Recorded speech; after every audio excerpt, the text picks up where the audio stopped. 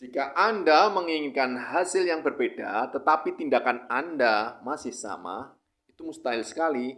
Tetapi jika Anda mencoba cara yang berbeda, insya Allah hasilnya akan berbeda. Di video ini kita akan membahas perubahan hasil dan tindakan. Simak video selengkapnya.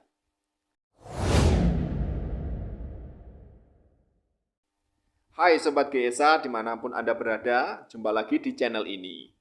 Di video ini kita akan membahas perubahan hasil dan tindakan. Saya ingin bercerita sedikit. Ada dua orang karyawan, katakanlah si A dan si B. Si A ini orangnya rajin. Dia bekerja tidak hanya mengerjakan yang diperintah, tapi dia juga mengembangkan diri, kemudian melayani sepenuh hati dengan klien, kemudian berjejaring.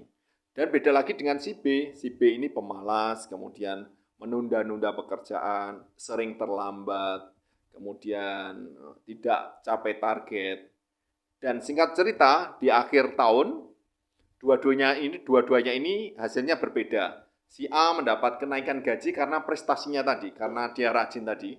Dia mendapatkan kenaikan gaji yang signifikan, kemudian berbeda dengan si B, dia tidak mendapatkan kenaikan gaji, bahkan dia mendapatkan surat peringatan karena kerjaannya tidak masuk, goalnya tidak tercapai terus, akhirnya dia mendapatkan surat teguran.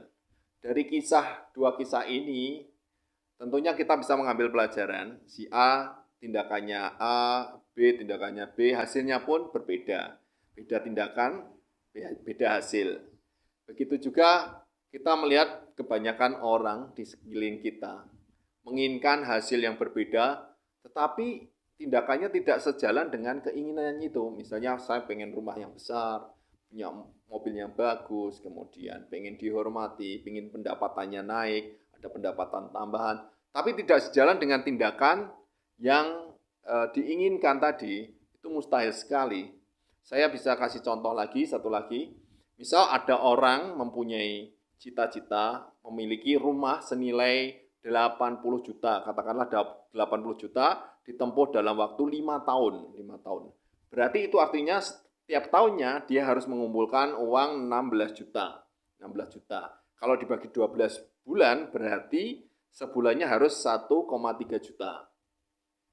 Kemudian jika dia mempunyai pendapatan misalnya 2,2 juta, padahal dia tadi harus menyisihkan 1,3 juta. Padahal keperluan sehari-hari katakanlah 1,7 juta untuk bayar listrik, bayar air, untuk makan, untuk biaya pendidikan anak-anak, untuk ngasih jatah istri. Dan dia hanya bisa menyisihkan 500.000 rupiah.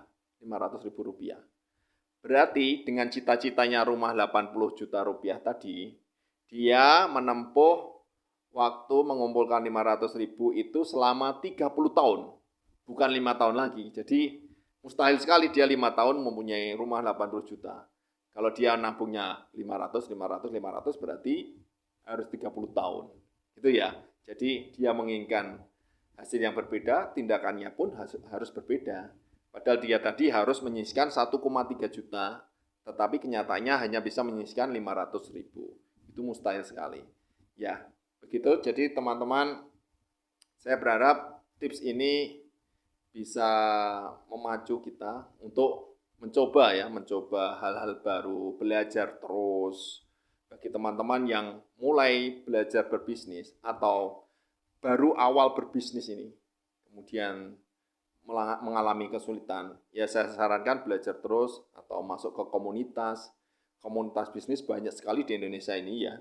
Belajar lewat YouTube juga banyak tips-tips bisnis yang bisa dipraktekkan.